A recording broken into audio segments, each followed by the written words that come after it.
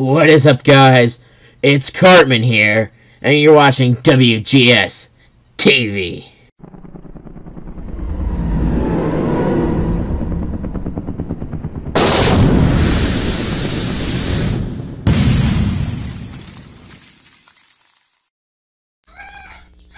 Hello everyone, welcome to another installment of WGS TV right here on YouTube.com/WrestleGamer, YouTube.com/ZFXTV, and Spreaker.com.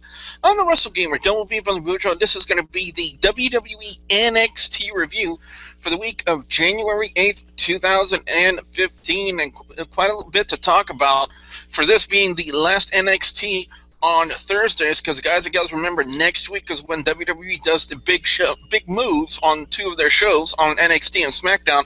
NXT will be moved to Wednesday nights, and Friday Night SmackDown will go back to their original day, which is Thursdays. So this is kind of like the last week for the Thursday night NXTs and the Friday Night SmackDown. So again, quite a bit to talk about. And joining me on the review this week, guys and gals, he is the hardcore host of Hardcore Wrestling Radio, the hardcore one himself, Rick Head. Rick, how you doing? I'm doing all right. Of course, you and I were just talking about Jerry Lawler being moved to SmackDown. Well, we could just hope that Jerry Lawler gets better, but not sure if I agree with the move to SmackDown. Yep, and we'll talk a little bit more about that on a future video, guys and gals. But we're going to talk about one of the big things that was advertised for this week's NXT, and that's the return of Sami Zayn, and he returned to quite a standing ovation from the crowd. The crowd just gave him a huge pop, and deservingly so. Sami Zayn has worked really hard for the past 2 years since he's been in NXT. He's garnered quite the following, especially for the people who followed him when he was El Generico in the Indies, especially in like Ring of Honor, Chikara, and other places like that. And Sami Zayn really deserved it. Now, they really wouldn't talk too much about the whole thing with Kevin Owens and what he did.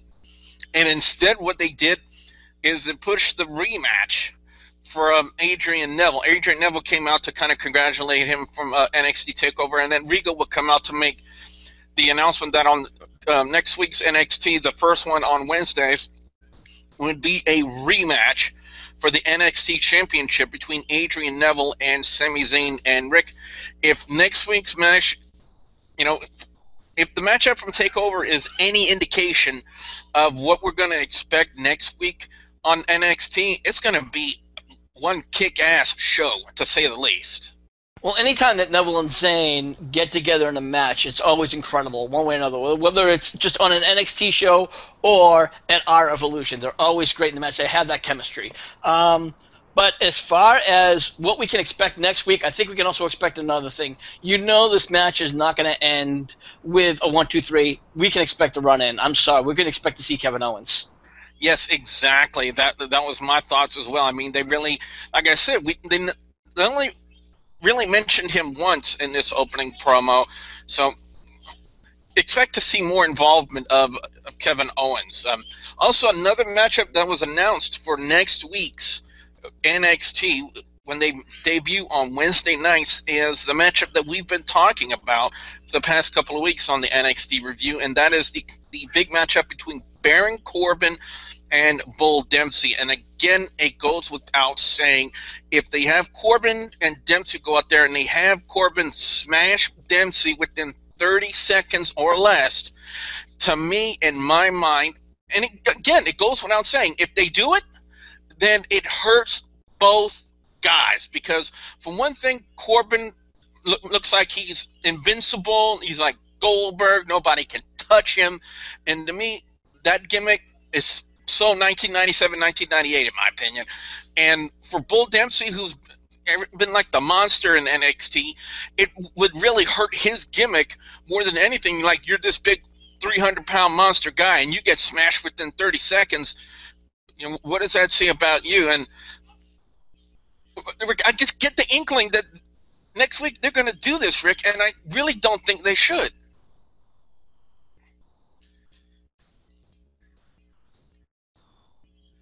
But anyway, guys. I'm sorry. I had unmute your microphone for a second there. Yeah, this match. it can really go either way. I'm really hoping the way they've been building it up for a huge match, and I know that you're thinking it's just going to be, a 30-seconder, but I think it's going to be a great match, and I guess we just said this is one of those wait and see type deals. It's a coin tosser. Oh yeah, you do have an interesting point there. It really is a coin tosser. Well, opening matchup on this week's NXT featured Hideo Itami and Rick Head's favorite wrestler of all time, Curtis Axel. Now, would it be anything different would have seen out of Axel? Not really. And until they start really debuting new stuff out of Curtis Axel, if they really want to, quote, reinvent and reinvigorate Curtis Axel's career, they can't have him go out there and still be, considered, the son of perfection. If they would really do it like that and kind of maybe mirror his father's gimmick a little bit, being, call himself the son of perfection, I think that would work. Right now, the Curtis Axel thing they got him going on right now, Rick, doesn't work. Let's see. This is his reboot. Actually, we gotta go call it a reboot because this is the second time that we've seen Curtis Axel been redone. He first came in as his first name, which I forget. You can't pronounce the name. Michael McGillicuddy. McGillicuddy, thank you. That didn't work, and then he kind of was around the WWE, and nobody really cared. So then he came back as this Curtis Axel, which is supposed to be like his grandfather, and he's supposed to be this tougher guy, a tougher version of Kurt Hennig, and he beat Triple H, and he was beating all these guys left and right, but he just floundered out, and nobody cared. He tried to do a tag team with Ryback, and that floundered, and now look where Ryback is. Ryback went up, one went down. That's what happens with a lot of tag teams. And then he wanted to go to NXT to recharge, and he got his ass kicked by Hideo Itami. Exactly, with a finisher that looks suspiciously like a basement-style Trouble in Paradise finisher, a spin kick to the back of Curtis Axel's head. But again, the fans were just clamoring for the GTS from Hideo Itami, and I said it last week.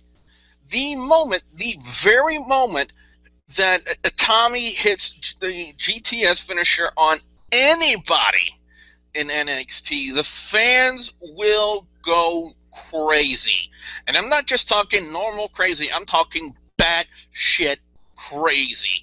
Because the fans have been clamoring for it, and NXT has kind of dangled that carrot a couple of times, because you've seen it, Rick. You've seen it the both times that he's done the setup for the GTS. The fans went crazy just for that, and the second that he actually hits it, they will go insane.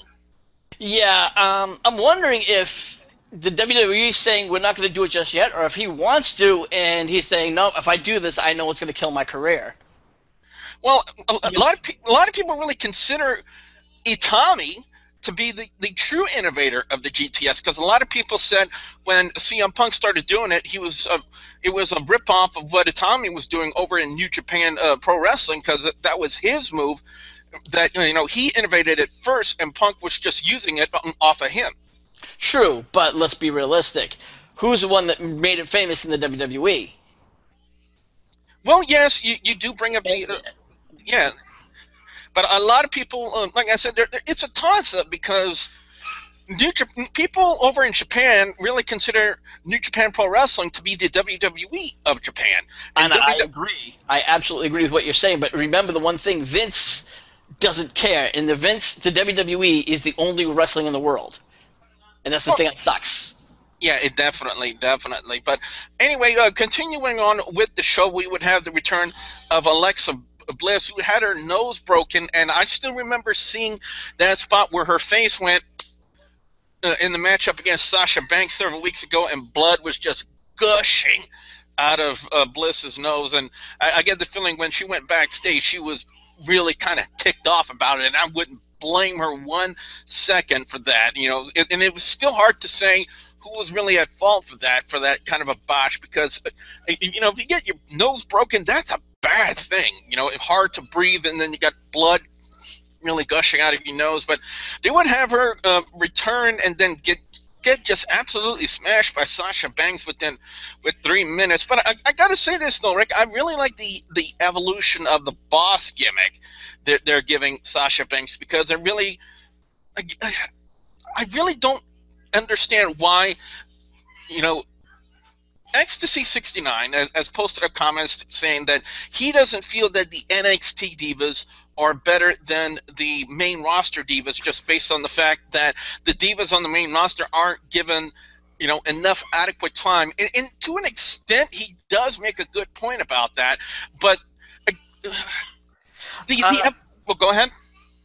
I'm going to tell you right now, he obviously doesn't watch these matches close enough. You watch the NXT Divas matches, and they are actual wrestling matches. I've never wanted to take a piss break, when I watch a Divas match, an NXT Divas match. I sit down and I watch it. The WWE Divas match, it's just like, you want to go up and you want to take a piss, take a shit, whatever. Some of the Divas matches, with the exception of maybe AJ Lee and Paige, they're decent. The only one that's really holding that whole division up. The rest of them, it's just garbage. I hate to say it, the Bellas try to make it look better, but they're not that much better. So. Yeah, you do bring out an interesting point, but I'd really like to know where they're going next, because they kind of tease a little thing with Natalya, Charlotte, Sasha Banks, and Becky Lynch, but so far they haven't gone through with that. And then they would also have a backstage segment where Tyson Kidd is supposedly getting ready for his matchup next week against Finn Balor, and they haven't started talking about his cats, and I really don't understand where they're going with this, because they're really just making Kidd look like, just absolutely ridiculous. I really don't understand the point of what they're doing with Kidd. Maybe they're trying to make Kidd look like a moron, like an idiot. I'm not sure where they're going with this. We know Kidd is talented in the ring. We definitely know that. We've seen him for years, especially when he first debuted in the WWE ECW. If you remember that time, he's definitely talented. He's got the skills to make it. WWE is just giving him shit gimmicks to work with right now, Rick. Yeah, you know what that gimmick he has right now? It's called the Crazy Cat Lady. Oh yeah, all it is. I need to say nothing more. Exactly. But it'll definitely be something to see how he works with Finn Balor in a one-on-one match next week. Up next, we would have the return of Prince Pretty Tyler Breeze taking on the debuting Chad Gable. And I'll say this, Rick, I was actually really impressed with what Chad Gable brought to the match, even though he ended up losing via the beauty shot by Tyler Breeze. I got to say, for one thing, the crowd was into him. About 50-65% of the crowd was actually chanting his name. And I got to say, for a guy making his debut, I was actually quite impressed with what he did with Tyler Breeze. Yeah, it wasn't a bad match. I think the fans were more chanting behind Cable because he was, coming into NXT. But I think the fans just also don't like Tyler Breeze for one reason or another. But yeah, it was a decent match. I have to give Gable, a 2 thumbs up. So. Yeah, I really look forward to what they do with Chad Gable in the future. I'm hoping, it isn't just a one-off thing, because Gable was impressive. And Rick, I want to ask you this question. As far as commentary is concerned, what are your thoughts so far about Corey Graves and the job he's been doing on commentary? Because he seems to be improving a bit, in my opinion, ever since he started from TakeOver R Evolution. Because TakeOver R Evolution, he really didn't start off to he didn't really have a good start. But then again, JBL didn't have a good start when he started doing commentary, and then he slowly evolved and started developing and working on his chemistry as a commentator. And Corey Graves seems to be improving a bit. But what are your thoughts about that? Yeah, you know what? I'll have to say he's starting to embrace the position a little bit more. On our Evolution, you can tell he just did not want to be there. I don't know if maybe it was more of a mindset, or if it was just getting to know the job. It's probably a little bit of both. But it sounds like he's getting better through time, and maybe over time he'll come to accept it. Definitely. Main event this week was the Tag Team Championship, the Lucha Dragons taking on the Vaudevillains. And it was a great match, to say the least. And I've said it before, I'm glad they found something to do with Sin Cara in NXT because he really wasn't doing anything on Monday Night Raw, because I believe the Sin Cara gimmick really wasn't getting over, and I'm glad they put Hanico under the guise of Sin Cara, because Mystico really just wasn't cutting it.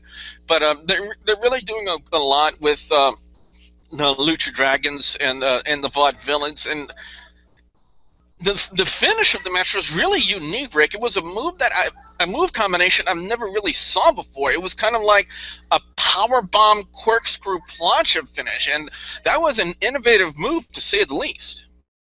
Yeah, the commentators didn't even know what to call it, but it was a good move. It was a good finisher, I have to say. I was that whole match, and you know what? Even though the Lucha Dragons won, you know what? You still got to give your hats off to the Vaudevillains. They did a great match. They had a lot of great mat work. I was really impressed with both teams.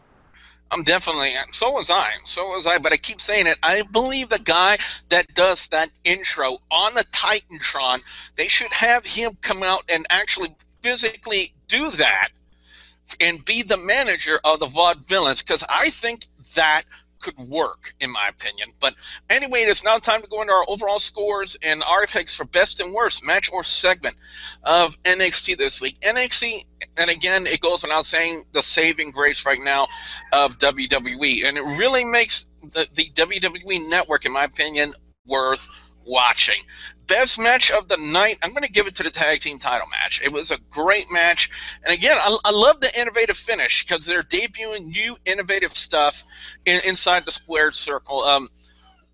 Worst segment of the night, I gotta go to Tyson Kidd and the cat thing, because it was just utterly over the top ridiculous, and like I said, we know Tyson Kidd is talented. We know he's got the skills. You know, he was the last person to be trained in the Hart Dungeon, and what are they having him do? They're having him be the crazy cat person on NXT. It makes no sense whatsoever, in my opinion, and I really disagree with the creative decision to go that route, and I'm hoping they only putting that gimmick on him for NXT, because if we've seen that on the main roster on Raw and SmackDown, that would be just total, utter garbage, in my opinion.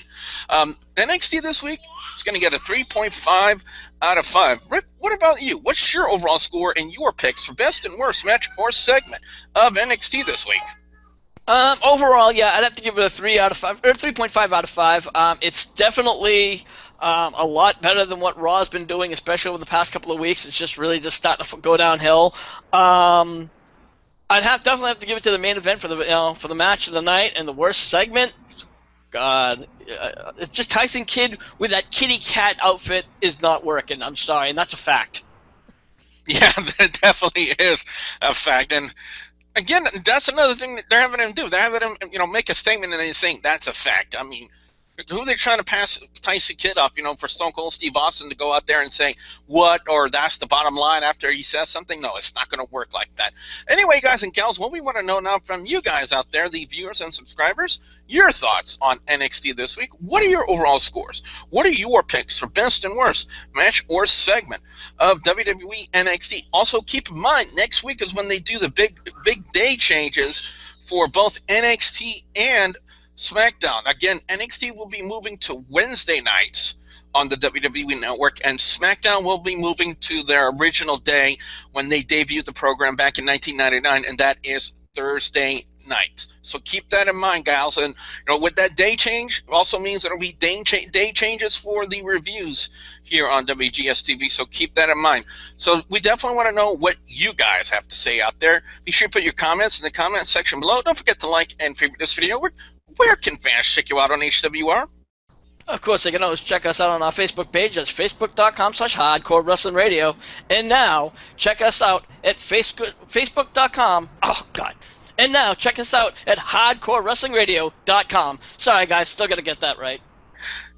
If you're listening to us on Spreaker.com right now, be sure you hit that follow button, and don't forget to follow me on Facebook, facebook.com/WGSTV. Don't forget to please subscribe to YouTube.com/WrestleGamer and YouTube.com/ZipInksTV Network if you haven't already. Don't forget to also check out today's gameplay of the day. I'm pretty sure you guys will. I think you guys will enjoy it, because let's just say it's out there for you guys on YouTube. I will say I'll say that about it. But anyway, guys and gals, with that being said, for the hardcore host of Hardcore Wrestling Radio, Rick Head, I'm the Wrestle Gamer, Devil B. Billy Bujo, saying thank you very much for watching.